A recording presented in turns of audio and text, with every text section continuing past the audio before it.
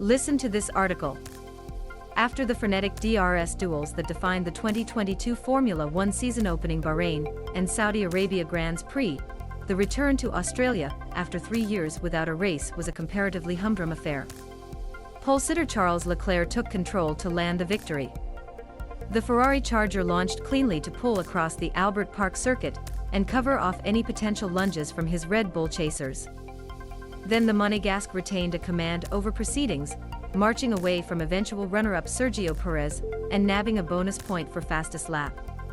It was proof that the Italian team, while not infallible as it again battled porpoising, has bolted out the gates strongly at the start of the largest technical revamp in F1 history. Reigning champion and chief rival in the early part of the new ground effect campaign, Max Verstappen never quite looked as though he had enough in reserve to mount a charge for the win as he attempted at Saker and pulled off successfully in Jeddah. And then he was sent for an early bath with another fuel system fault aboard his Red Bull RB18. Elsewhere, George Russell had the measure of Lewis Hamilton to land a podium. Williams and Alexander Albon scored a point with a lesson in tire conservation and deft strategy, while McLaren found some form and Haas suffered a stumble. Here are 10 things we learned from the 2022 Australian Grand Prix. 1. It was refreshing not to have a drama-filled weekend. There was a feel-good factor at the Australian GP that has been missing from recent races. Photo by Mark Sutton/Motorsport Images. Last Sunday's race certainly won't be remembered as one of the all-time greats. A thriller it was not, coming hot on the heels of Leclerc and Verstappen battling wheel-to-wheel on consecutive laps in Bahrain and Saudi Arabia. But that's no bad thing. First, everyone in the paddock seemed particularly buoyed by returning to Melbourne, the site of the late GP cancellation in 2020 amid what was then the outbreak of the coronavirus pandemic. And the shiny, facelift Albert Park had an appetite for F1 to return, boasting a record crowd of 420,000 people over the weekend. And the weekend ended a run of controversial form for F1. There was no collision between title rivals as per Jeddah in December. No safety car farce like that of Abu Dhabi, or the fallout and social media discourse that dogged the off-season. No missile strike, either.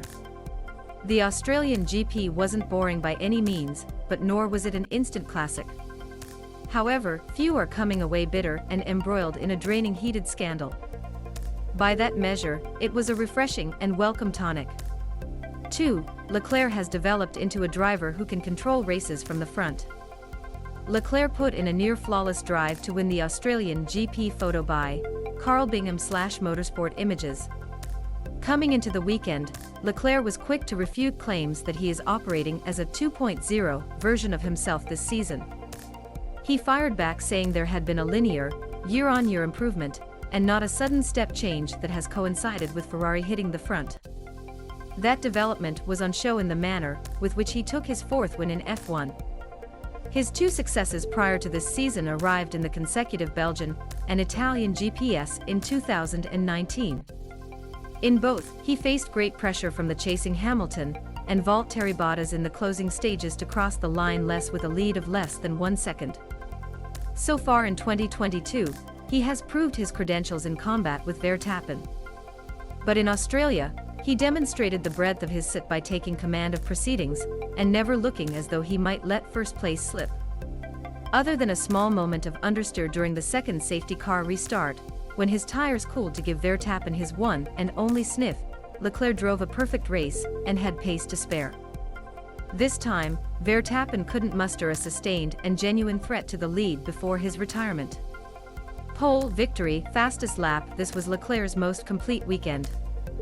3. Red Bull is allowing Verstappen's title defense to stutter. Verstappen suffered his second mechanical retirement in 3 races in 2022. Photo by Andy Holmes/Motorsport Images. From the 3 rounds so far this season, it's clear that Verstappen has been the closest challenger to Leclerc. And yet with 2 retirements sandwiching his win in Jeddah, the reigning champion sits only 6th in the championship and some 46 points off the Ferrari driver. That gap is likely to close and, naturally, it's still early days. Similarly, it would be unwise to take Russell's current 2nd place in the table at face value. But the faltering start for Verstappen, despite running Leclerc so close, does show where Red Bull is letting him down. It's not just the headline retirements, with another fuel system issue for a Red Bull-badged Honda powertrain hitting in Australia. The team's set-up decision to favor low drag and boost its top speed, its joker card in Saudi Arabia, meant Verstappen had a lack of balance in practice, and that put his nose out of joint for qualifying. And like his hard tire chagrin last time out, again the RB18 struggled to excite the Pirelli tires, as the Dutch ace faced graining in both stints, before the ultimate unreliability. In his own words, unacceptable. 4. Mercedes is no closer to taking the fight to Red Bull and Ferrari. Despite Russell's podium finish, Mercedes remain way off the pace of Ferrari and Red Bull. Photo by Andy Hone/Motorsport Images. A lot of onlookers, both in and out of the paddock, weren't buying it in pre-season testing when Mercedes was hurriedly playing down expectations.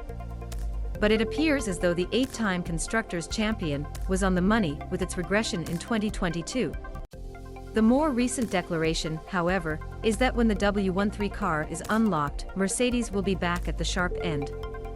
But the potential in the machinery still remains only theoretical after the display from the Silver Arrows in Melbourne. The Super Times suggest Mercedes is falling further behind Ferrari and Red Bull. It had a deficit of 0.541s in Bahrain and 1.025s in Saudi. That has now increased further to 1.229s last weekend in Australia. What's more, those numbers place its on-paper speed behind McLaren and Alpine.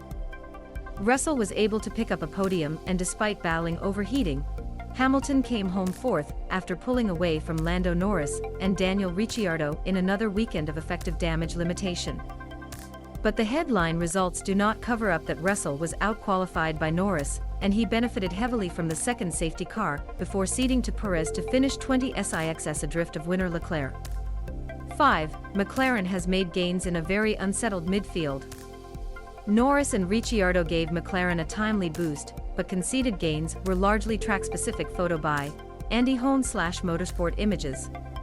Part of the success of the regulatory overhaul for 2022 has been the reintroduction of design differentiation into F1. One team's take on the optimum ground effect solution is very different to the next. That's true of the whole pit lane.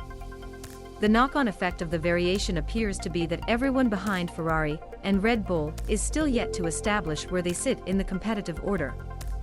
5th and 6th for McLaren marked a significant leap forward after its toils in Bahrain and Saudi that were a long way adrift of the hype it created in preseason testing. Fernando Alonso might have landed provisional pole before the hydraulics problem that induced his crash in qualifying on a weekend when Alpine jumped ahead of Mercedes in the Super Times. By contrast, the Haas duo of Kevin Magnussen and Mick Schumacher were never a threat for Q3 or points despite the American team's impressive start to the new campaign. Albert Park was heavily updated for this year, and the venue has never been a crystal-clear form guide in seasons gone by, but the change in pecking order last weekend hopefully previews the competitive swing that might occur from one track to the next as different layouts and surfaces come to suit different teams. 6. Albon and Williams defied safety car pit stop logic for a popular point. Albon completed 57 laps on his hard tires to charge from last to 10th. Photo by Williams. Williams scored its first point of the season thanks to Albon and the team's strategists working in tandem to execute a deft late pit stop call after nursing hard tires for 57 of the 58 laps. The Tybrit qualified 16th, but started last following his 3-place grid penalty for causing a collision with Lance Stroll in Saudi Arabia and for failing to provide a fuel sample, which meant he was chucked out of the qualifying results. But he recovered to 10th at the flag by defying conventional wisdom. A pit stop under a virtual or full safety car was calculated to be around 12s in Australia, 8s quicker than stopping in normal race conditions. Having deviated from the main tactic by starting on hard tires, logic might therefore have dictated that Albon stopped around lap 39 when the VSC was called for Verstappen retiring. But he instead plowed on until the end of the penultimate lap, keep the aging rubber alive, and in a temperature sweet spot to keep competitive, and not have to take advantage of the shortened stops. Then when he made his very late visit to the pits, Leclerc was lapping and therefore delaying the cars. Albon was battling for position to allow him to hang on for a points finish.